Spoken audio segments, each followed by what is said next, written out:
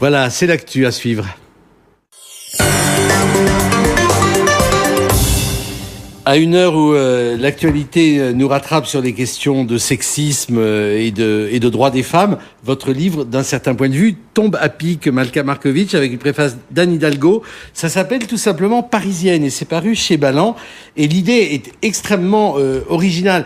Il y avait un pompier qui s'appelait Hilleray, je crois, qui avait fait le dictionnaire des rues de Paris et qui a assuré... ma Bible, d'ailleurs. Voilà, moi aussi. Et qui a assuré pendant longtemps la trésorerie des éditions de Minuit qui permettait à Jérôme Lindon de publier les auteurs du nouveau roman qui ne trouvaient pas tout de suite leur lecteur. C'était un index historique des rues de Paris. Vous avez repris l'idée, mais d'un certain point de vue, en la focalisant sur les femmes, les noms des rues qui portent le nom de femmes. Et c'est extrêmement intéressant parce qu'on a des strates d'époque et finalement, c'est une sorte de miroir à la fois déformant mais assez juste de la représentation qu'on avait des femmes à certaines époques. Oui, ce que j'ai essayé de tracer en dehors des quartiers que je décris bien évidemment dans ce livre, j'ai essayé de regarder comment le destin des femmes, la mémoire des femmes s'articulait dans l'espace urbain, dans l'espace public, à travers 3 prismes, les femmes mythiques, donc depuis la Vierge Marie jusqu'aux résistantes et aux femmes politiques, les femmes dans la cité, donc on trouve des lingères, des lavandières, oui, ça fait écho aux métiers, aux vieilles dénominations des métiers. Des métiers en marge de la cité, comme les aviatrices, et puis les créatrices, depuis, alors je mets dedans les scientifiques, bien évidemment les musiciennes, les compositrices, les chanteuses, la couverture au nord, la place d'Alida. Les femmes qui créent avec leur corps, il n'y en a que 2, c'est quand même assez intéressant. Claire Motte, la danseuse, et Suzanne Lenglen, la géniale joueuse de tennis du milieu du XXe siècle. Donc, il y a quand même quelque chose de tout à fait intéressant sur la manière dont, sur 6 000 rues que compte la capitale, 4 000 consacrent un destin masculin et 200 un destin féminin. Donc on est assez loin de la parité. On est assez loin de la parité et c'est intéressant pour une ville comme Paris qui est tellement déclinée au féminin. On parle de la Parisienne, le modèle incontestable du chic, de Marie Chantal, des petites femmes de Paris. On parle des femmes publiques qui sont les femmes dans la rue, les femmes objets, et les femmes sujets, ne sont pas forcément à l'honneur. D'ailleurs, c'est intéressant qu'en français, on parle de femmes publiques et d'hommes publics. Les hommes publics sont aux commandes du politique. Les femmes publiques sont les femmes objets de notre culture.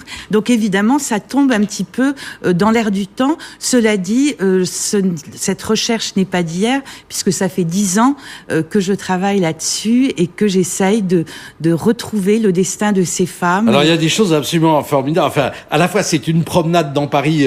Laurent Deutsch a fait un métronome qui a eu un énorme succès public. D'ailleurs, je souhaite à votre livre de rencontrer autant de lecteurs. Mais c'est une promenade dans Paris délicieuse. Et puis on y apprend énormément de choses. Par exemple, que Marie Pape Carpentier était la fondatrice des écoles maternelles. Et je vois, c'est une toute petite rue dans le quartier latin. C'est une toute petite rue. Et là, c'est une histoire assez savoureuse, puisque cette petite rue qui se trouve dans le 6e arrondissement, qui est une des plus anciennes rues de Paris, en réalité, au départ, elle s'appelait Arpentier ou Charpentier. Et Catherine Valabrègue, qui est une grande figure du féminisme dans les années 80, qui a travaillé autour de l'éducation, a souhaité qu'il y ait une rue qui s'appelle Marie Pape Carpentier. Il a suffi de rajouter le nom Marie Pape à cette très très ancienne rue de Paris. Qui donne d'ailleurs rue Madame. Qui donne rue Madame.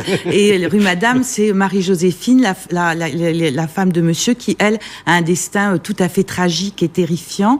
Et puis, il y a des petites histoires. Le passage de la reine de Hongrie, qui, en réalité, était le nom de la mère de la reine de Marie-Antoinette. Et une jeune marchande d'Oal qui habitait dans ce passage faisait partie d'une délégation de marchands d'Oal qui se sont rendus auprès de Marie-Antoinette.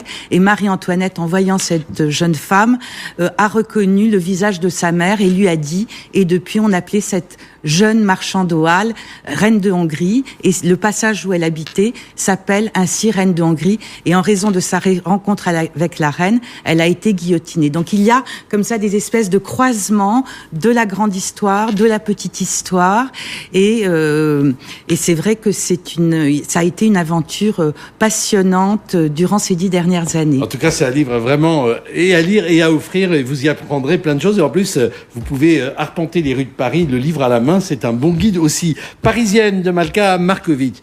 La musique, vous connaissez mon refrain, c'est bien d'en parler, c'est encore mieux de l'écouter.